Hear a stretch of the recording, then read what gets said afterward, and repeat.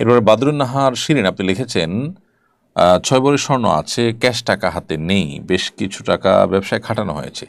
বছরে 2বার লভ্যাংশ পাওয়া যায়, শরিয়া বোর্ড জাকাত নির্ধারণ করে দেয়, এক্ষেত্রে স্বর্ণের জাকাত দিতে হবে কি না? দেখুন, শুধু 6 ভরি স্বর্ণ যদি থাকে, তার সাথে যদি নগদ কোনো টাকা পয়সা রূপা ইত্যাদি না থাকে,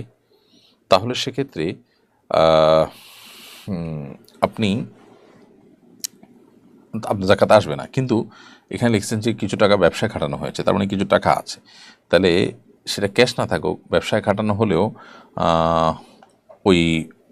ব্যবসার পণ্য যদি হয়, সে পণ্য যদি জাকাত আসে, তাহলে সেক্ষেত্রে আপনার